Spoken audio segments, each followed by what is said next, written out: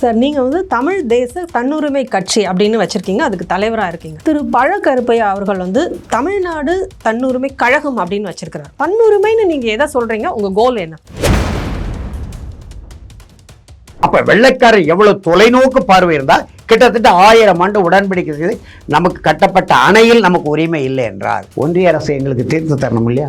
இந்த உரிமைகளை மீள பெறுத்தலாம். இதெல்லாம் நாங்கள் செய்ய மாட்டோம், உங்க கூட தான் இருக்கணும்னா உங்களுக்கு எங்களுக்கு என்ன உறவு என்று கேட்பது தான் தன்னுரிமை. நாங்கள் சொல்ற தன்னுரிமை என்பது எங்கள் தலையெழுத்தை நாங்களே எழுதிக் கொள்கிறோம். எங்களை பாதுகாக்கிறதுக்கு உங்களுக்கு எவ்வளோ பணம் வேணும் சொல்லுங்கள், நாங்கள் எங்கள் மக்கள்கிட்ட இருந்து வரி பணம் தரோம். அதே போல் ஊபியில் வாங்கிக்காங்க, மத்திய பிரதேசத்தில் வாங்கிக்காங்க, பீகாரில் வாங்கிக்காங்க, கேரளாவில் வாங்கிக்காங்க, ஆந்திராவில் வாங்கிக்காங்க. பெரிய கேள்வி இருக்குது. ஏன்னா இப்போ நீட் வந்திருக்கு, அவங்க ஏதோ ஒரு கனிம வளத்தை இங்கேருந்து எடுக்கணும்னு நினைக்கிறாங்க. அதுக்கப்புறம் மீத்தேன் வந்திருக்கு, காவிரி சிக்கல் வந்துட்டு, முல்லைப்பெரியார் சிக்கல் வந்துட்டு, பாலாறு சிக்கல் வந்துட்டு, தெற்க நெய்யாற்றங்கரையில் சிக்கல் நமக்கு. இந்த சென்னையிலிருந்து கன்னியாகுமரி போற வரைக்கும் எத்தனை சுரண்டல் சாவடிகள். மாநில பட்டியலில் இருந்த கல்வி பொது பட்டியலுக்கு போனது என்றைக்கு போனது? திராவிட நாடு கேட்டவர்கள் ஆட்சி காலத்தில் போனது. வர்தா புயல், தானே புயல், அந்த புயல், இந்த புயல், வந்த புயல்னு புயலை அடுக்கிறோம், மழை அடுக்கிறோம். அதற்கான இழப்பீட்டு தொகையை சரி இவங்க 37-40,000 கோடி கேட்கறாங்கன்னா ஒரு 20,000 கோடி கொடுக்கலாம் இல்லையா ஒன்றிய அரசு? அதை மறுக்கிறார்கள். அப்படியான அந்த நிதியை போராடி பெறுவதற்கான துணிச்சல் இந்த திராவிட மாடல் அரசுக்கு இருக்கான இல்லை. பாசிச பாரதிய ஜனதா கட்சின்னு தான் நாங்கள் சொல்லுவோம். செந்தமிழன் சீமான் மனித குலத்தின் எதிரான கட்சிம்பார். அவரை தான் இப்போ பிஜேபியினுடைய பி டீம் ஏ டீம்னு இவங்க சொல்லிட்டு இருக்காங்க. மனித குலத்தின் எதிரான கட்சின்னு இந்திய துணைக்கண்டத்திலே சொல்ற ஒரே தலைமை தமிழ் தேசிய பேரியக்கம், நாம் தமிழர் கட்சி, தமிழக வாழ்வுரிமை கட்சி, பாட்டாளி மக்கள் கட்சி, விடுதலை சிறுத்தைகள் போன்ற தமிழர் அமைப்புகள், தமிழர் தலைமை தாங்கிற அமைப்புகள். நாங்கள் என்ன கேட்கிறோம்னா, நீங்கள் இதை எப்படி பார்க்கிறீங்க? உங்க சட்டமன்ற தீர்மானம் எந்த அளவுக்கு ஒன்றிய அரசால் ஏற்கப்படும்? அப்படியானால் மாற்று தீர்வு என்னன்னா, இந்த திராவிட மாடல்கிட்ட எந்த தீர்வும் இல்லை. குடிநீர் வடிகால் வாரியத்தில் சொல்லி நீண்ட குடிய தோண்டி போட்டார் ஆளுநர் மாளிகை முன்பு. 12 நாள் ஆளுநர் வெளியே வர முடியல. உள்ளிருந்தே நிலுவையில் வைத்த எல்லா கொப்பளையும் கையெழுத்து போட்டு என் டி ராமராவ் கொண்டு கொடுங்க முதலமைச்சர் அனுப்பினார். அதுக்கப்புறம் தான் குழியை மறைச்சாங்க. அந்த துணிச்சல் நம்முடைய மாண்புமிகு முதலமைச்சர் அவங்க அப்பாவுக்கே கிடையாது. அப்புறம் இவருக்கு என்ன இருக்கும்?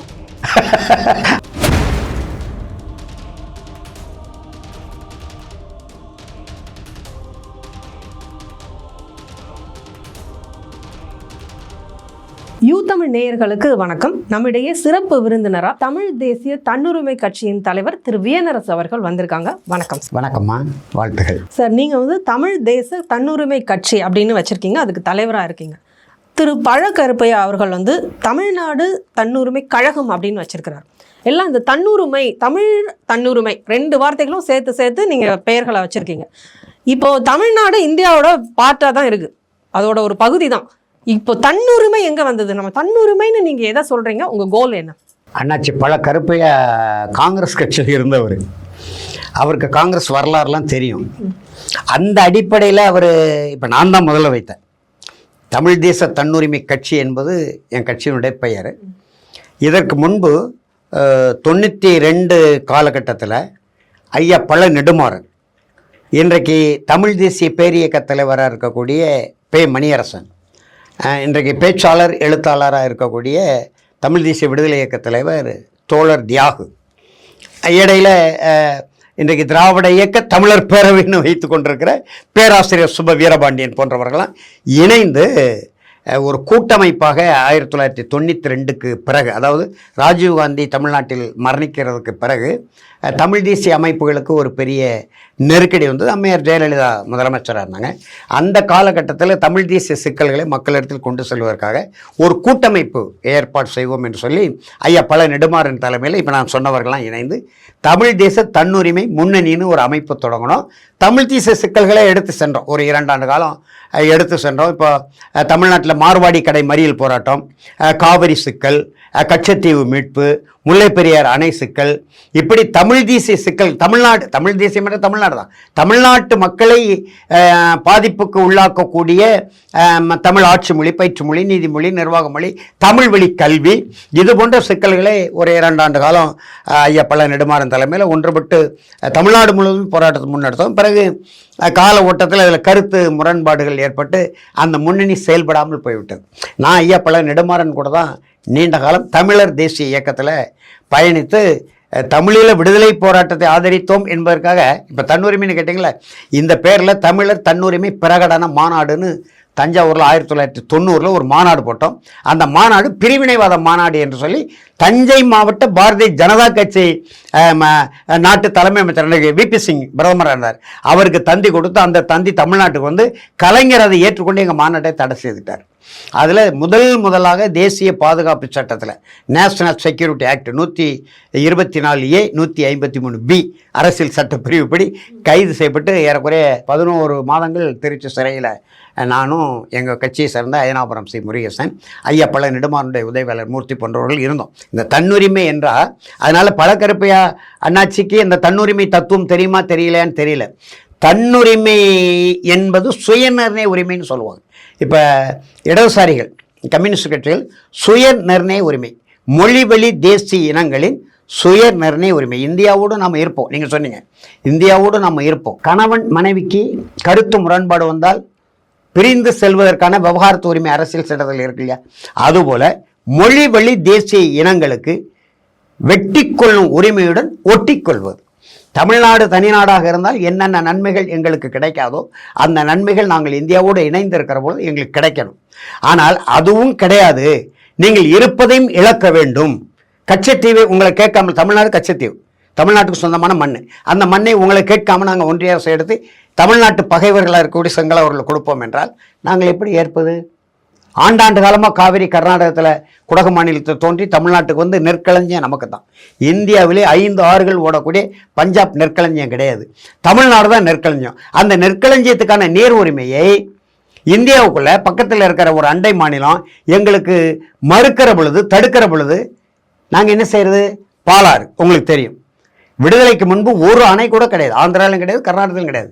இன்றைக்கு ஆந்திராவில் மட்டும் 30க்கும் மேற்பட்ட அணைகள், கர்நாடகத்தில் அதே போல் அணைகள், இப்படி தொடர்ந்து அணைகளை கட்டினா பாலாற்றில் அப்போ உபரி நீர் வடிகாலா பாலாறு என்கின்ற சிக்கல்.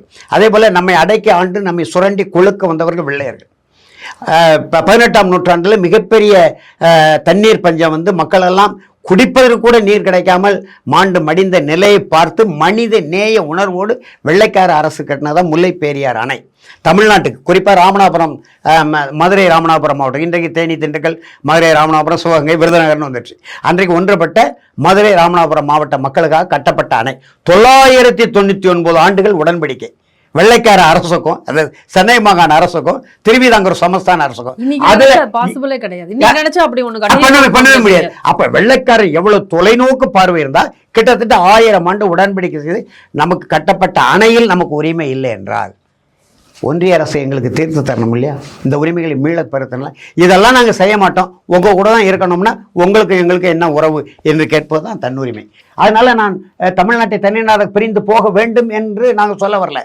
ஆனால் காங்கிரஸ் கட்சி 1947 இந்திய பெருநிலப்பரப்பின் விடுதலைக்கு முன்பு காங்கிரஸ் கட்சி என்ன செய்ய கொள்கை இந்த நாட்டு மக்கள் சொல்லிச்சு? முதல்ல காங்கிரஸ் கட்சியை மொழிவழி மாநில அமைப்பு அமைச்சாங்க. காந்தி தலைமையேற்ற பிறகு Tamil Nadu Congress committee, Andhra Pradesh Congress committee, Uttar Pradesh Congress committee, மேற்கு வங்க காங்கிரஸ் கமிட்டி இல்லையா, மத்திய பிரதேச காங்கிரஸ் கமிட்டி என்று காங்கிரஸ் கட்சியவே முதலில் முன்னோட்டமாக மொழிவழி தேசிய, அதனால தான் காமராஜர் தோன்றினார், அதனால தான் நீலம் சஞ்சீவ ரெட்டி தோன்றினார் இல்லையா. அப்படி இந்தியா முழுவதும் மொழிவழி தேசிய தலைவர்கள் தோன்றி ஒருங்கிணைந்து இந்தியாவை விடுதலை பெற்று தந்தார்கள். அப்போ அதற்கு முன்பு சொன்ன காங்கிரஸ் கட்சி பிரிந்து போக வேண்டாம் என்று யாரையும் சொல்லுவோம், ஆனால் வேறு வழி இல்லை, நாங்கள் பிரிந்து தான் போவோம்னா விட்டு கொடுப்போம்னு தான் சொன்னாங்க. அதே நேரத்தில் 4 அதிக காங்கிரஸ் கட்சியினுடைய தலைவர், அகில இந்திய தலைவர் அபுல் கலாம் ஆசாத் காந்தி காலத்தில் வெள்ளைக்காரன்ட்ட உங்களை விடுதலை பெற்ற பிறகு இந்தியாவை எப்படிப்பட்ட அரசியலமைப்பு சட்டமாக நீங்கள் உருவாக்க போறீங்க, இந்த நாட்டை நீங்கள் எப்படி ஆள போறீங்க என்று வெள்ளைக்கார தூதுக்குழு வந்து இங்கே கேட்டபோது அந்த நம்முடைய அபுல் கலாம் ஆசாத் அருமையான ஒரு திட்டத்தை கொடுத்தார். ஒன்றிய அரசுக்கென்று 4 அதிகாரங்கள் மட்டும்தான். நாட்டை பாதுகாக்கிற அதிகாரம், நாணயம் அச்சிடுகிற அதிகாரம், அகில இந்தியா முழுவதும் போக்குவரத்து மற்றும் செய்தி தொடர்பான அதிகாரம், அயல் நாட்டு அரசியல் உறவு. இந்த அதிகாரங்கள் 4ம் ஒன்றிய அரசுக்கு. ஏனைய அதிகாரங்கள் அனைத்தும் மொழிவழி தேசிய அரசுக்கு. அதில் பிரிந்து போகும் உரிமையும் உண்டு என்று சொன்னாங்க. பின்னால் அதை மாற்றிக்கொண்டாங்க. விடுதலைக்கு பிறகு நேரு இந்த ஏற்கனவே சொல்லி வந்த காங்கிரஸ் கட்சி மாநாடுகளில் தீர்மானம் இருக்குது, காங்கிரஸ் கட்சியின் இளைஞர்கள் காலத்தில் காங்கிரஸ் கட்சியினுடைய தேர்தல் அறிக்கையில் தீர்மானம் இருக்குது, தலைவர் அபுல் கலாம் ஆசாத் வெள்ளை அரசிடம் கொடுத்த அறிக்கை இருக்குது. அப்போ இன்றைக்கு இந்திய கம்யூனிஸ்ட் கட்சி, மார்க்சிஸ்ட் கம்யூனிஸ்ட் கட்சி 2 கட்சியாக இருக்குது பாருங்க. அன்றைக்கு ஒரே பொது உடைமை கட்சி. அந்த ஒரே பொது உடைமை கட்சியினுடைய ஒன்றுபட்ட தலைவராக இருந்த பிசி ஜோஷிங்கிற ஒரு மாபெரும் தலைவர் சுயநிர்ணய உரிமை, இந்த தன்னுரிமை, சுயநிர்ணய உரிமை என்ற வடமொழி சொல்லின் தூய தமிழாக்கம் தான் தன்னுரிமை. பிரிந்து போகும் உரிமையுடன் கூடிய தன்னுரிமை. நாங்கள் எங்களுக்கு ஏராளமான நன்மைகள், நாங்கள் தனியாக இருந்தால் எங்களுக்கு பாதுகாப்பு இல்லையா, உன்னோட இருந்தால் எங்களுக்கு பாதுகாப்பாக உங்களோட இருக்கிறோம். தனியாக இருந்தால் எங்களுக்கு பொருளாதார நெருக்கடியா, உன்னோட இருந்தால் பொருளாதார செழிப்பாக இருக்குமோ உங்களோட இருக்கணும். தனியாக இருந்தால் என்னென்ன நன்மைகள் கிடைக்காதோ அப்படியானால் உங்களோடு சேர்ந்து இருப்போம். நாங்கள் ஒன்றுபட்டவர்கள். தமிழருடைய சங்க இலக்கியமாக இருக்கட்டும் அல்லது மற்ற இலக்கியம், உலகு என்று உலகை தழுவி வாழ்ந்தவர்கள் தமிழர்கள் இல்லையா? உலகத்தின் பொதுமறை திருக்குறள் நம்ம சொல்றோமா இல்லையா? அப்போ உலகை தழுவி வாழ்ந்தவர்கள் தனியா நான் வந்து போறேன்னு சொல்ல முடியுமா? முடியாது. அதனால ஆனா இருக்கிற உரிமைகளையும் நீங்கள் இழக்க வேண்டும், எங்களோடு இருக்க வேண்டும் என்றால் இருக்க முடியாது என்பதுதான் இந்த தன்னுரிமை. ஒன்றிய அரசு இருக்கட்டும். இப்போ உங்களுக்கு இப்போ சரக்கு மற்றும் சேவை வரி ஜிஎஸ்டி, இப்போ உதாரணத்துக்கு 2023 தென் மாவட்டங்களில் கடுமையான மழை பெய்து பெரிய வெள்ளம், அதெல்லாம் நாங்கள் நேரடியாக இழப்புகளுக்கு உள்ளானவர்கள், பிழைத்ததே மனிதர்கள் பிழைத்ததே பெரும் அந்த அளவுக்கு. ஆனால் அதை தேசிய பேரிடராக அறிவிக்க வேண்டும் என்று கோரிக்கை வச்சோம். ஏன் நிர்மலா சீதாராமன் மறுக்கிறாங்க? தேசிய பேரிடரா இல்லையா? அப்போ இந்த தமிழ்நாடு இந்திய தேசத்துக்குள்ள இருக்கா இல்லையா? 37,000 கோடி தமிழ்நாடு அரசு கேட்டது, வெறும் 700 கோடி தான் கொடுத்துருக்குறாங்க. அப்போ தமிழ்நாட்டில் நம்முடைய அண்ணாமலை இருக்கிற பாரதிய ஜனதா கட்சி தலைவர் சொல்கிறாரு, நாங்கள் இதுவரைக்கும் 10 ஆண்டு காலத்தில் 11 லட்சம் கோடியை தமிழ்நாடு அரசு கொடுத்துருக்கிறோம் என்று சொல்கிறார். நம்ம மறுக்கலை. ஆனால் இந்த 10 ஆண்டு காலத்தில் எத்தனை கோடி இங்கேருந்து கொண்டு போயிருக்கீங்க? தொடர்வண்டித்துறை, வான்வெளித்துறை, வானூர்தித்துறை, கப்பல் போக்குவரத்து, சரக்கு மற்றும் சேவை வரி, சாலை போக்குவரத்து, அஞ்சல் துறை, சுங்க வரி, எவ்வளவு கொண்டு போயிருக்கிறீங்க?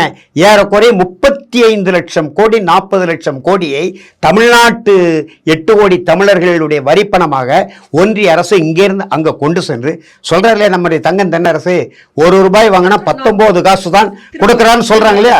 ஆக இந்த மாதிரியான நெருக்கடி இருந்தால் உங்களோட எங்களுக்கு உறவு தேவையில்லை என்பதுதான் இந்த தன்னுரிமை. அந்த அடிப்படையில் காங்கிரஸ் கட்சி ஏற்கனவே உடனே என்னை பிரிவினவாதி, தேசத்துறைன்னு எச் ராஜா போன்றவர்கள் சொல்லுவாங்க. ஆனால் நாங்கள் என்ன சொல்றோம்? 1947க்கு முன்பு காங்கிரஸ் கட்சியினுடைய கொள்கையை தான் நாங்கள் சொல்றோம். நாங்கள் ஒன்றுபட்டு இருக்க விரும்புகிறோம். 4 அதிகாரங்களை உங்களுக்கு தருகிறோம், ஏனைய அதிகாரங்களை பூரா எங்களுக்கு கொடுங்க. நான் சொல்லலாமா? அம்மையார் ஜெயலலிதா எப்படிப்பட்ட தலைவர்னு உங்களுக்கு தெரியும், உலகத்துக்கு தெரியும். அவங்க 93ல் சேலத்தில் பேசின பேச்சு நான் வச்சிருக்கிறேன். அவங்க நாட்டை பாதுகாக்கிற அதிகாரம் மட்டும்தான் உங்களுக்கு இருக்கணும், மக்களை பாதுகாக்கிற அதிகாரம் அனைத்தும் எங்களுக்கு வேணும்னு அம்மையார் ஜெயலலிதா பேசினாங்க. கலைஞரை சொல்லலை, அண்ணாவை சொல்லலை, மக்கள் தலைவர் எம்ஜிஆரை சொல்லலை, ஜெயலலிதா அம்மாவை சொல்கிறேன்னா நீங்கள் புரிந்து கொள்ளணும். அவங்க பேசின பேச்சை நான் வச்சிருக்கிறேன், எடுத்து வச்சிருக்கேன். ஆகையினால மக்களை பாதுகாக்கக்கூடிய அதிகாரம், வரி போடுறது நாங்கள் வரி போடுவோம். உங்களுக்கு எவ்வளோ, இராணுவத்துக்கு எவ்வளோ செலவாகுது, அகில இந்திய போக்குவரத்துக்கு எவ்வளோ செலவாகுது, அயல்நாட்டு அரசியல் ஊழலுக்கு எவ்வளோ செலவாகுது, மக்கள் தொகை விகிதாச்சார அடிப்படையில் வரியை வாங்குங்க, நாங்கள் தருகிறோம் இல்லையா? இவங்க தமிழ்நாட்டு அரசியலில் இருக்கிற அந்த லஞ்ச லாவண்ய ஊழல், அமைச்சருடைய வருமானத்துக்கு அதிகமான சொத்து குவிப்பு, அவர்கள் மீதான வழக்குகள், அவர்கள் மீதான விசாரணை ஆணையங்கள், அதெல்லாம் ஒரு பக்கம் இருக்கு, நம்ம மறுக்கலை. பக்தவச்சலம் காலத்துக்கு முன்பு இல்லை, அண்ணாதுரை காலத்திலையும் இல்லை. அண்ணாதுரை 2 ஆண்டு காலம் இருந்தாங்க, அதில் முரண்பட்ட செய்திகள் இருந்தாலும் கூட இந்த ஊழல் கையூட்டு இதெல்லாம் இல்லை. ஆனால் ஐயா கலைஞர் ஆட்சிக்கு வந்த பிறகுதான் இன்னைக்கு எத்தனை அமைச்சர் மேலே ஊழல் இருக்கு, நம்முடைய பொன்முடி மேலே ஊழல் இருக்கு, எங்கள் ஒரு அனிதா ராதாகிருஷ்ணன் மேலே ஊழல் இருக்கு, ஏவே வேலு மேலே ஊழல் இருக்கு, முதலமைச்சர் மேலே இருக்க வழக்கு, துணை முதலமைச்சர் மேலே இருக்க. இது வேறு. ஆனால் நாட்டின் உரிமை என்பது, நாங்கள் சொல்ற தன்னுரிமை என்பது எங்கள் தலையெழுத்தை நாங்களே எழுதிக் கொள்கிறோம். எங்களை பாதுகாக்கிறதுக்கு உங்களுக்கு எவ்வளோ பணம் வேணும் சொல்லுங்கள், நாங்கள் எங்கள் மக்கள்கிட்ட இருந்து வரி பணம் தரோம். அதே போல் ஊபியில் வாங்கிக்காங்க, மத்திய பிரதேசத்தில் வாங்கிக்காங்க, பீகாரில் வாங்கிக்காங்க, கேரளாவில் வாங்கிக்காங்க, ஆந்திராவில் வாங்கிக்காங்க. இதுதான் அந்த தன்னுரிமை கோட்பாடு. தன்னுரிமை கோட்பாடு என்பது உலகளாவிய அளவில் மார்க்சிய பொதுவுடைமை கட்சிகளால் சுயநிர்ணய உரிமை என்று சொல்லப்பட்டு உலக ஒன்றிய பேரவை ஐநா மன்றமும் ஏற்றுக்கொண்டது. ஒரு மொழி பேச நீண்ட நெடுங்காலமாக ஒரு மொழி பேசக்கூடிய மக்கள் கூட்டம், அவர்கள் வாழக்கூடிய நீண்ட நெடுங்காலமாக வாழக்கூடிய நிலப்பரப்பு, அவருடைய கலை, இலக்கியம், வரலாற்று, பண்பாட்டு கூறுகள், பொருளாதார தன்மைகள் இவர்கள் பொருந்தி வரக்கூடிய ஒரு மொழி பேசக்கூடிய மக்கள் கூட்டத்திற்கு மொழி வழி தேசிய இனம். இப்ப தமிழ் தேசிய இனம், தெலுங்கு தேசிய இனம். இப்ப நீங்க என்ன சொல்றீங்க, தெலுங்கு தேசம்னு தானே என் டி ராமராவ் கட்சி தொடங்கினார் இல்லையா? இந்தியா ஒரு தேசம், அந்த என் டி ராமராவ் பார்த்து நீங்க எப்படி தெலுங்கு தேசம் என்று வைக்கலாம்? இந்திய தேசம் தானே, நீங்க எப்படி அதுக்குள்ள தெலுங்கு தேசம் என்று வைக்கலாம் என்று யாரும் கேட்கலையே. மக்கள் தான் மாக்காராவே மிரண்டு போயிட்டாரு. நாமளே அண்ணா திராவிட முன்னேற்ற கழகம் தான் வச்சிருக்கிறோம், நம்மை பின்பற்றி கட்சி தொடங்குற நம்ம தம்பி தெலுங்கு தேசம் என்று வைத்து விட்டாரு. நம்மளும் தமிழ்நாடுன்னு வச்சிருக்கோமே, தமிழ்நாடு என்பது தமிழ்நாடு என்பது அறிஞர் அண்ணா 68 சட்டப்படி தமிழ்நாடு அறிவித்தாரு. ஆனா 2000 ஆண்டுகளுக்கு முன்பு சிலப்பதிகாரத்தில் பாருங்க தமிழ்நாடுன்னு இருக்கு. சங்க இலக்கியங்கள்ல சிலப்பதிகாரத்துல நம்முடைய ஆவணங்கள்ல எல்லாவற்றிலையும் தமிழ்நாடு என்று இருக்கு. என்ன சேர நாடு, சோழ நாடு, பாண்டிய நாடுன்றது, பக்கத்தில் ஈழ நாடும் இருந்தது இல்லையா? 4 நாடுகள் தமிழர்களுக்கு இருந்தது. ஆனால் இந்த தமிழ் தேசியம் என்பது சிலப்பதிகார காலகட்டத்திலிருந்து தொடங்குது. இந்த 3 பெருவன் சேர சோழ பாண்டியன் சொல்ல முடியாது, 3 அரசர்களை பற்றியும் சேர சோழ இந்த 30 நாடுகளை பற்றியும் ஒட்டுமொத்தமாக உருவாகிய காவியம் தான் சிலப்பதிகாரம். அங்கே இருந்து தமிழ் தேசியம் தொடங்கிட்டு, அதனால தமிழ்நாடு என்று நமக்கு இந்தியாவில் வேறு எந்த இனத்துக்கு இப்படி நாடுன்னு வராது. அவர் தான் தெலுங்கு தேசம்னு வச்சார். ஆந்திர பிரதேசம் தான் இருக்குமே தவிர ஒரிசான்னு முடிஞ்சு போகும், கேரளான்னு முடிஞ்சு போகும், கர்நாடகா அங்கே வந்து கர்நாடகான்னு வருது. அது கரு என்பது மேகங்களை சுகரிக்கும், மேகங்கள் நடனமாடக்கூடிய பகுதி, அந்த குடகு பகுதி, நமக்கு காவிரியில் தண்ணி வருதுல்ல, அந்த மாதிரி இருக்குமே தவிர நாடு என்றால் நமக்கு தமிழ்நாடு தான். அதுக்கே கூட பங்கம் வர மாதிரி நம்ம ஆளுநர் பேசலையா, தமிழகம் என்று இருக்கு. புதிய தமிழகம் படைப்பேன் என்று மாப்போசி சொன்னார், தமிழரசு கழகம்னு தான் வச்சார். இருந்தாலும் நம்முடைய இந்த தன்னுரிமை என்றாலே காங்கிரஸ் கட்சி சொன்னது, கம்யூனிஸ்ட் கட்சிகள் சொன்னது, உலக நாடுகள் ஏற்றுக்கொண்டது, ஐநா சபையில் அங்கீகரிக்கப்பட்ட ஒரு கொள்கை. அந்த கொள்கையை தான் நாம் பேசுகிறோம். ஆனால் அண்ணன் பழக்கருப்பையா அந்த அடிப்படையில் வச்சாரா என்று எனக்கு தெரியல. ஆனால் இந்த தன்னுரிமை பற்றி அவர் எங்கேயுமே பேசுவதில்லை. தனி தமிழ்நாடு வேணும் அப்படின்ற ஒரு கோரிக்கை இருந்துகிட்டே தான் இருந்தது திராவிடத்திலையுமே. அண்ணா ஒரு கட்டத்தில் வந்து தேச துரோக வழக்கு போடப்படும் அப்படின்ற நிலைமை வந்தோடனே அந்த தனி தமிழ்நாடு கோரிக்கையை நான் விட்டு கொடுக்குறேன், ஆனால் அதுக்கான காரணங்கள் இன்னும் அப்படியே அலைவாக தான் இருக்கு அப்படின்னு ஒரு ஸ்டேட்மெண்ட்டை பதிவு பண்ணாரு பார்லிமெண்ட்லேயே. அண்ணா அவர்கள் செய்தது தவறா, இல்லை அந்த தனி தமிழ்நாடு கோரிக்கை வந்து அவர் பின்வாங்கினது தவறா, இல்லை அது எப்படி பார்க்குறீங்க? அது அப்போ நீங்கள் இப்போ வந்து தனி உரிமைன்னு சொல்றதுனால அந்த கோட்பாடு இன்னும் அலைவா வேணும் அப்படின்னு நினைக்கிறீங்களா? உங்களுடைய கேள்வியில் அண்ணா எப்போதுமே தனித்தமிழ்நாடுன்னு சொல்லலை, தனி திராவிட நாடு ஆரிய மாயைங்கிற, நான் சொல்கிறேன் ஆரிய மாயையில் மட்டும்தான் தனித்தமிழ்நாடுங்கிற ஒரு சொல்ல எழுதியிருக்காரு. அது 1948 காலகட்டத்தில். மற்றபடி அவங்க வந்து அடைந்தால் திராவிட நாடு, அடையாவிட்டால் சுடுகாடு அப்படின்னு சொன்னார். ஆனால் இப்போ சுடுகாடு இல்லை, இடுகாடு தான், மெரினா கடற்கரை. அண்ணா 1944 திராவிடர் கழகம் தொடங்கும் போதே திராவிடர் நாடு திராவிடருக்கேன்னு சொன்னாங்க. அவங்களுடைய நோக்கம் சரியானதாக இருக்கலாம். அதாவது சென்னை மாகாணம் இருக்கு இல்லையா, அப்போ வந்து வெள்ளைக்காரங்காலத்தில் நமக்கு சென்னை மாகாணம், விடுதலை பெற்ற பிறகு சென்னை மாகாணம் இருந்தது. ஆந்திரா, கேரளா, கர்நாடகா கிடையாது, மைசூர், ஒரிசாவிலையும் சில பகுதிகள் சென்னை மாகாணம் இருந்தது. இன்னும் சொல்லப்போனால் தமிழீழத்தில் யாழ்ப்பாணமும் சென்னையோட தான் ஆளுமையின் கீழே இருந்தது. ஆகையினால இவர்கள் எல்லோரையும் இணைத்து நாம் ஒரு நாட்டை பெறலாம் என்கின்ற நோக்கத்தில் ஐயா ஈவேராவும் ஐயா அறிஞர் அண்ணா போன்றவர்கள் சொல்லி இருக்கலாம், நம்ம மறுக்கல. ஆனால் இவர்கள் சொன்னது தமிழ்நாட்டுக்குள்ளே தான் சொன்னார்களே தவிர ஆந்திராவில் போய் அதுக்கு இயக்கம் கட்டலை, பெரியாரும் கட்டலை, அண்ணாவும் கட்டலை, கர்நாடகத்தில் போய் பேசலை, கேரளாவில் போய் பேசலை, ஒரிசாவை கூட விட்டுருவோம்.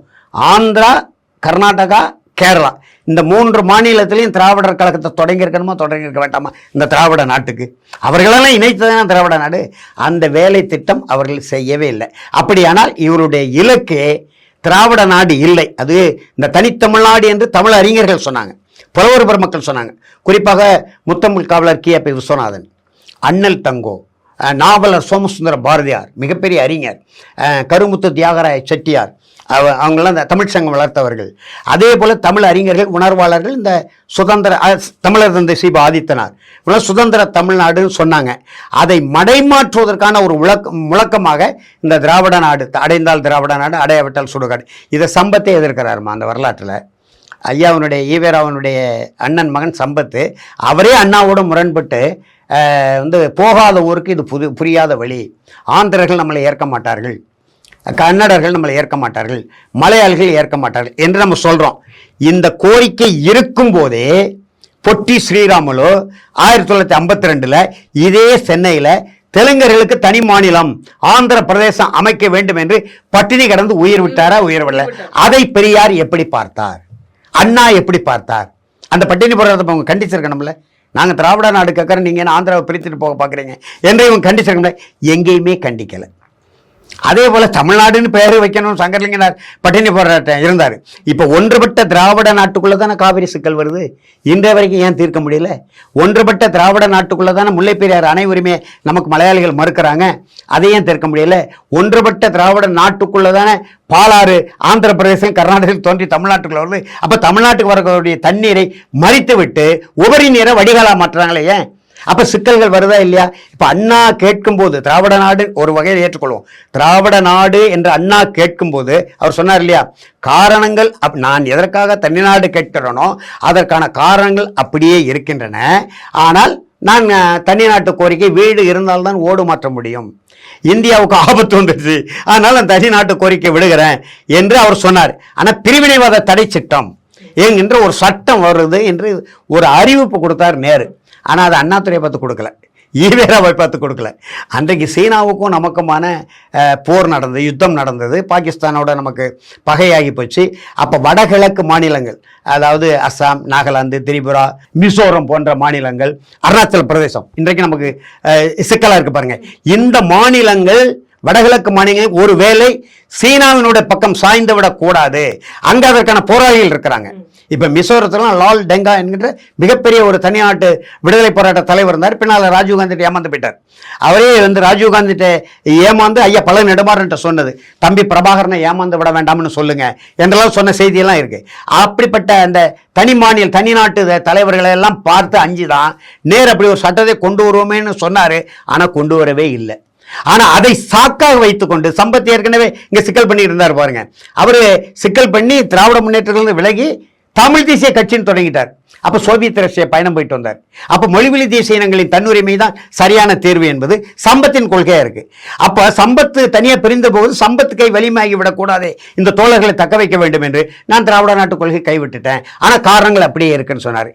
இன்றைக்கு நான் இப்ப அம்மா உங்களை கேட்கறேன், நீங்க கேள்வி கேட்டதுனால, அண்ணா சொல்லும் போது இருந்த காரணங்களை விட இன்றைக்கு காரணங்கள் பெருகி இருக்கிறதா சுருங்கி இருக்கிறதா? பெருகி இருக்குது. ஏன்னா இப்ப நீட் வந்திருக்கு, அவங்க ஏதோ ஒரு கனிம வளத்தை இங்க இருந்து எடுக்கணும்னு நினைக்கிறாங்க. அதுக்கப்புறம் மீத்தேன் வந்திருக்கு, காவிரி சிக்கல் வந்துட்டு, முல்லை பெரியார் சிக்கல் வந்துட்டு, பாலாறு சிக்கல் வந்துட்டு, தெற்க நெய்யாற்றங்கரையில சிக்கல், நமக்கு இந்த சென்னையில இருந்து கன்னியாகுமரி போற வரைக்கும் எத்தனை சுரண்டல் சாவடிகள். அடுத்தது நேஷனல் எஜுகேஷனல் பாலிசி கொண்டு வருவாங்க. நம்மளுடைய பல்கலைக்கழகம் முதல்ல இது செய்வோமா? இப்ப நீட் சொன்னீங்கல்ல, மாநில பட்டியலில் இருந்த கல்வி பொது பட்டியலுக்கு போனது என்றைக்கு போனது?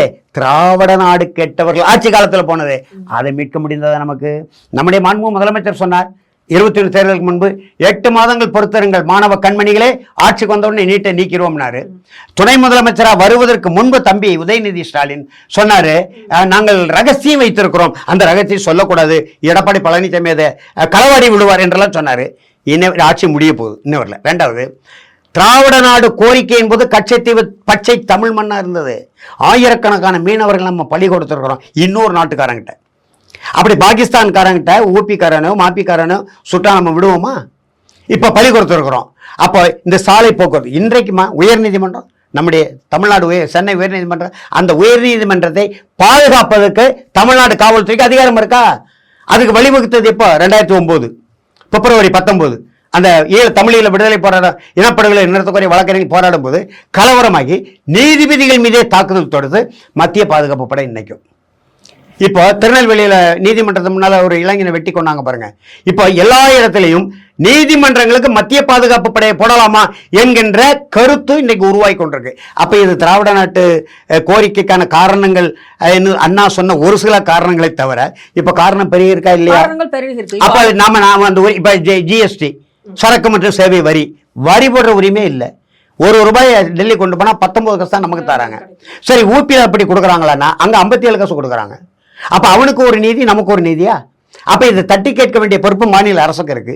வெள்ளத்தால் பாதிக்கப்பட்டோம் 2011 இருந்து, நம்ம ஜெயலலிதா காலத்துல இருந்து.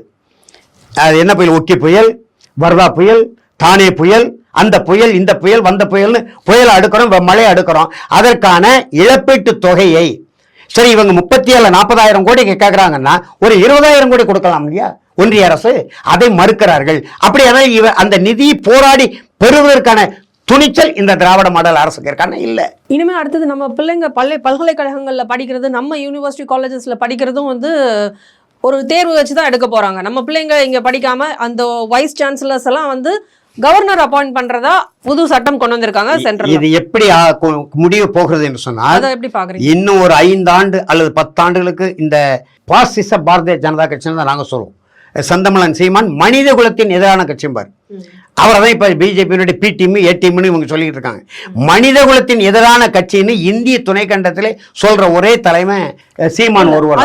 ஒரு நிமிஷம் அதை சொல்லிடுறேன். இது எதை நோக்கி போனோம்னா, மாநில அரசுகள் நேரு சொன்ன பாருங்க, இந்தியாவை 4 பகுதிகளாக பிரித்தா போதும், மொழிவழி மாநிலங்கள் வேண்டாம் என்று நேரு ஒரு முடிவு பண்ணார். அதை எதிர்த்து காங்கிரஸ் கட்சிகளே கிளர்ச்சி நடந்தான். பொட்டி ஸ்ரீராமுலு பட்டினி போராட்டம் இறந்து போனார், அங்கே பற்றி இருந்து ஆந்திரா, அப்புறம் எல்லாருக்கும் பிரித்து கொடுத்தாங்க. இப்போ பாரதிய ஜனதா கட்சியினுடைய அந்த நோக்கம் என்னவா போகுது என்றால், ஒரே நாடு ஒரே தேர்தல், அதுக்குள்ள வருது பாருங்க. அப்படியானால் மாநில அரசுகளே தேவையில்லை, அல்லது ஒரு பஞ்சாயத்து ஊராட்சிக்கு இருக்கக்கூடிய அதிகாரங்கள் மாநிலத்துக்கு இருந்தா போதும், மாநில அரசு ஏதாவது ஒரு தொழில் செய்து வருமானத்தை ஈட்டட்டும் என்கின்ற நிலைப்பாடு நோக்கி வலிமையான இந்தியா, ஒன்றிய அரசுக்கே அதிகாரங்கள். இன்னும் சொல்ல வேண்டுமானால் குடியரசுத் தலைவருக்கு தான் அதிகாரம் என்று குடியரசுத் தலைவர் தேர்தலை இந்தியா பூரா நடத்துவதற்கான அதை நோக்கி பயணிக்கும் போது நாங்கள் இப்ப தமிழ் தேச தன்னுரிமை கட்சி அல்லது தமிழ்நாடு தன்னுரிமை கழகம், தமிழர் தன்னுரிமை கட்சி, தமிழ் தேசிய பேரியக்கம், நாம் தமிழர் கட்சி, தமிழக வாழ்வுரிமை கட்சி, பாட்டாளி மக்கள் கட்சி, விடுதலை சிறுத்தைகள் போன்ற தமிழர் அமைப்புகள், தமிழர் தலைமை தாங்கிற அமைப்புகள் நாங்கள் என்ன கேட்கிறோம்னா, நீங்கள் இதை எப்படி பார்க்கிறீங்க? உங்க சட்டமன்ற தீர்மானம் எந்த அளவுக்கு ஒன்றிய அரசால் ஏற்கப்படும்? அப்படியானால் மாற்று தீர்வு என்னன்னா, இந்த திராவிட மாடல்கிட்ட எந்த தீர்வும் இல்லை. இவங்க இப்ப அண்ணா திராவிட முன்னேற்ற கழகத்துக்கு அதிகாரம் மட்டும்தான். அவர் பச்சை தமிழர் எடப்பாடி பழனிசாமி, அதுல மாறுபட்ட கருத்துல. ஆனால் ஆழமான அரசியல் தெரிந்தவர் அங்கே இல்லை. ஆழமான அரசியல் தெரிந்தவர்கள், அண்ணாவால் பயிற்றுவிக்கப்பட்டவர்கள், இன்னும் சொல்ல வேண்டுமா ஐயா கலைஞரால் பயிற்றுவிக்கப்பட்டவர்கள், ஈவராவால் பயிற்றுவிக்கப்பட்டவங்க அங்கே இருக்கிறாங்க. இவருடைய நிலைப்பாடு இது எதுவாக இருக்கும் அப்படின்னா வினாக்குறி. ஏன்னா ஒன்றிய அரசு இப்போ ஆளுநரோட எவ்வளோ மோதல் நடக்கு? ஆளுநருக்கான செலவு தொகை எந்த நாட்டு அரசு ஒன்றிய நாட்டு அரசு ஒதுக்குது? தமிழ்நாடு தானே கொடுக்குது. நிதி தர மாட்டோம், நீங்கள் வெளியேறுங்க சொல்ல முடியுமா அவங்களால? உங்களுக்கு தெரியுமாம்மா, என் டி ராமராவ் தெலுங்கு தேசம் ஆட்சியில் இருக்கும்போது ஒரு முறை ஆளுநருக்கும் அவருக்கு முதலமைச்சருக்கும் மோதலாகி விட்டது. ஆளுநர் எந்த கோப்பிலையும் கையெழுத்து போட மாட்டானாரு. கையெழுத்து போடாமல் ஆளுநர் மாளிகையிலேருந்து இங்கே வெளியே வர முடியாதுன்னு சொல்லி குடிநீர் வடிகால் வாரியத்தில் சொல்லி நீண்ட குளிய தோண்டி போட்டார் ஆளுநர் மாளிகை முன்பு. 12 நாள் ஆளுநர் வெளியே வர முடியல. உள்ளிருந்தே நிலுவையில் வைத்த எல்லா கோப்பிலையும் கையெழுத்து போட்டு என் டி ராமராவ் கொண்டு கொடுங்க முதலமைச்சர்கிட்ட அனுப்பினார். அதுக்கப்புறம் தான் குழியை மறைச்சாங்க. அந்த துணிச்சல் நம்முடைய மாண்புமிகு முதலமைச்சர் அவங்க அப்பாவுக்கே கிடையாது. அப்புறம் இவருக்கு என்ன இருக்கும்? ஐயா கலைஞருக்கே கிடையாது. அவர் நினைத்திருந்தால், நான் சொல்கிறேம்மா, பதிவு செய்ய விரும்புகிறேன், விபி சிங் பிரதமராக இருந்தார். நல்ல மனிதர், நேர்மையான மனிதர், எல்லா இந்தியர்களாலும் ஏற்றுக்கொள்ளப்பட்ட ஒரு தூய அரசியல் தலைவர். எல்லாரும் அதை சொல்லுவாங்க. அவர் இருக்கும்போது தமிழில் விடுதலை போராட்டம் உச்சத்தில் இருந்தது. தேசிய தலைவர் பிரபாகரன் போராட்டத்தை நடத்தியிருந்தார். இங்கே ஐயா கலைஞர் முதலமைச்சர். விபி சிங் அரசை ஆதரிக்கக்கூடிய அரசு. அவர் சொன்னார், இலங்கை தமிழர்கள் தொடர்பான சிக்கலில் நாங்கள் தனித்து முடிவெடுக்க மாட்டோம், தமிழ்நாடு மக்களும் அரசும் எதை சொல்லுகிறதோ அதை செய்ய தயாராக இருக்கிறேன்னு பிரதமரே சொன்னார். அந்த வாய்ப்பை பயன்படுத்தி கொண்டு தனியலத்தை பெற்றுக் கொடுத்திருக்கலாம் தானே? வங்கதேசத்தை பெற்று இந்திரா காந்தி அம்மா கொடுத்தது போல பெற்று தந்திருக்கலாம் தானே? இதைத்தான் நாங்கள் திராவிடத்தின் துரோகம் என்று சொல்கிறோம். அதனால தான் அந்த தன்னுரிமை கொள்கையை சொல்லி நாங்கள் போராடுகிறோம், களமாடுகிறோம். இடையிடையே மற்ற அப்பக்கப்ப எழக்கூடிய இந்த 8 வழிச்சாலை, டங்ஸ்டன்னு, பரந்தூர் வானூர்தி நிலையம், சுங்கச்சாவடிகள், காவிரி சிக்கல், முல்லை பெரியாறு, தமிழ் வழி கல்வி, தமிழ் நீதிமன்ற மொழி, இதெல்லாம் சொல்லி போராடி போராடி போராடி மக்களை அணிதிரட்டி கொண்டிருக்கிறோம். இவ்வளோ நேரம் நீங்கள் வந்து தன்னுரிமை சொன்னீங்க, நமக்கான சிக்கல்களை நம்மளே தீர்த்துக்கிறதுக்கு நம்மளுக்கான அதிகாரம் வேணும் அப்படின்னு சொன்னீங்க. கிட்டத்தட்ட இதுதானே கலைஞர் மாநில சுயாட்சி அப்படின்னு சொன்னார். அதுக்கும் இதுக்கும் வேறுபாடு இருக்கா? இல்லை, வேறுபாடு இருக்குமா. அவர் வந்து நான் சொன்னது 4 அதிகாரங்கள் மட்டும்தான் டெல்லிக்கு. மாநில சுயாட்சி அப்படி இல்லை. இவங்க சில அதிகாரங்களே கேட்குறாங்க. இப்போ ஐயா கலைஞர் இருக்கும்போது நான் புனித சார்ஜ் கோட்டையிலேருந்து ஆட்சி செய்கிறேன் தமிழ்நாட்டை. அந்த கோட்டையினுடைய சுற்றுச்சூழலில் இருக்கிற புல்லை வெட்டுவதற்கு எனக்கு அதிகாரம் இல்லை, அந்த அதிகாரத்தை கொடுங்கன்னு கேட்டார். அப்புறம் வந்து குடியரசு நாளாக இருக்கட்டும் அல்லது வந்து விடுதலை நாளாக இருக்கட்டும், கொடியேற்றுற உரிமை மட்டும் எனக்கு கொடுங்க என்று கேட்டார். நாங்கள் கேட்கறது அந்த கொடியை ஏற்றுக்கிறோம், அதுக்கு பக்கத்தில் சேர சோழ பாண்டியருடைய புலிக்கொடி ஏற்றணும். நாங்கள் இந்திய தேசிய கொடிங்க அங்கே ஏற்கிறோம். இப்போ கர்நாடகத்தில் இருக்கு இல்லையா, கன்னட தேசத்துக்கு ஒரு கொடியை நீங்கள் அனுமதிக்கிற அவங்க ஏற்றுக்கிறாங்கல்ல. தமிழ்நாட்டுக்குள்ள வந்து அந்த கொடியை கட்டிக்கிட்டு வராங்கம்மா. அப்போ ஏன் தமிழ்நாட்டு கொடி இருக்கக்கூடாது? மாநகராட்சி கொடி இருக்கா இல்லையா? சென்னை மாநகராட்சிக்கு வில் புலி கயல் கப்பல்லாம் போட்டு மாப்போசி ஒரு கொடியை உருவாக்கி கொடுத்துட்டாரு மோதறிஞர் ராஜாஜி காலத்தில். அந்த கொடியை உருவாக்கி மாநகராட்சியில் மாப்போசி முதலமைச்சர்கிட்ட கையெழுத்து வாங்குறதுக்காக மாப்போசி போறாருமா ஐயா கிட்ட, ராஜாஜி கிட்ட. திராவிட பார்வையில் அவர் கொள்ளுகப்பட்டார். அவர் சொல்கிறார், வாங்க மாப்போசி, உங்கள் கழக கொடியை கார்பரேஷன் கொடி ஆக்கிட்டீங்களா? போட்டுட்டேன் கையெழுத்து. எந்த கொடிக்கு? விற்கொடி, புயற்கொடி, வில், கயல், மீன், இந்த 3 சின்னங்களையும் பொறித்த மாநகராட்சி தனி கொடி இருக்கு. அப்போ தமிழ்நாட்டுக்கு ஒரு கொடி இருந்தா என்ன? இந்திய கொடியை மேலே ஏற்றுவோம், 2 அடி கீழே குறைச்சி வச்சுக்கிடுவோம் இல்லையா? அந்த கொடியை ஏற்றுகிற, அந்த என் கொடியை ஏற்றுகிற உரிமை வேணும்னு நான் கேட்குறேன். கலைஞர் இந்திய தேசிய கொடியை நான் ஏற்றுக்கிறேன்னு கேட்குறாரு. அந்த மாநில சுயாட்சி என்பது அதிகார பகிர்வு தான், உரிமை இல்லை. நாங்கள் கேட்பது தன்னுரிமை. எங்கள் தலையெழுத்தை நாங்களே எழுதி கொள்கிறோம். எங்களை பாதுகாக்கிறதுக்கு உனக்கு எவ்வளவு நிதி வேணும் நானே தர்றேன், உன்னோட ஒட்டி கொண்டிருக்கிறேன் என்றுதான் நம்ம கேட்குறோம். எனவே மாநில சுயாட்சியை கேட்ட ஐயா கலைஞர் மக்கள் தலைவர் எம்ஜிஆர் இருக்கும்போது எங்க கேட்கல, அவர் பிரிந்து போன போற கேட்கிறார். அப்ப கழகம் உடைந்து விட்டது. எம்ஜிஆரே பேசினார், மாநில சுயாட்சி கொள்கைக்காக என் ரசிகர் ராணுவத்தை சந்திப்பன்னு முதலில் பேசினார். அவர் இருக்கும்போதே கேட்டிருக்கணும்ல. அவர் பிரிந்து 2 ஆண்டு கழித்து கேட்டார். அப்போ கொள்கையின்பால் இந்த மாநில சுயாட்சியை சொல்லியாவது அந்த அதிமுக எம்ஜிஆர் பின்னால் போனவங்க இருக்க முடியுமா என்கின்ற நோக்கம் இருந்ததை தவிர, அதிகாரங்களை கோரினாரே தவிர, எம்ஜிஆர் அது கூட வேண்டான்ட்டார். மாநில சுயாட்சின்னு கேட்டாலே அது பிரிவினைவாதம்னு சொன்னால் அதையும் நான் கேட்கலன்ட்டார். எப்படி? அப்போ அண்ணா திராவிட நாடு கேட்டு கைவிட்டாரு. அண்ணாவுக்கு பின்னால் வந்த கலைஞர் மாநில சுயேட்சைனாரு. கலைஞருக்கு பின்னால் வந்த மக்கள் திலகம் மாக்கோரா மாநில சுயேட்சையும் வேண்டாம், நாட்டை ஆளுகிற அதிகாரம் மட்டும் இருந்தால் போதும், நாற்காலி மட்டும் இருந்தால் போதும்னாரு. ஆனால் ஜெயலலிதா இவங்க எல்லாரையும் தாண்டி கேட்டாங்க. நாட்டை பாதுகாக்கிற அதிகாரம் மட்டும் நீங்கள் வைத்துக் கொள்ளுங்கள், ஏன்னா அதிகாரங்கள் போல ஏன்ட கொடுங்க. அப்போ ஜெயலலிதா பக்கம் தானே பண்ணிக்க வேண்டியது இருக்கு இல்லையா? மாநில சுயாட்சி என்பது அதிகார பரவல், தன்னுரிமை என்பது மொழிவழி தேசிய இனத்தின் இறையாண்மை கொள்கை, ஆளுகின்ற கண்மை. நீங்க ரொம்ப நுட்பமா சொன்னீங்க. கலைஞர் கேட்டது அவங்க கூடயே நான் ஏத்தணும்னு கேட்டாரு, நான் எங்க கூடயே நம்ம ஏத்தணும் அப்படின்னு நாங்க கேட்கிறோம் அப்படின்னு சொன்னது ரொம்ப நுட்பமாகவும் ரொம்ப அழகியலோடும் இருந்தது. இவ்வளவு நேரம் உங்களுடைய கருத்துக்களை எங்களுடைய நேயர்களுக்கு பகிர்ந்ததுக்கு ரொம்ப நன்றி சார். நன்றிம்மா, வணக்கம், வாழ்த்துக்கள்.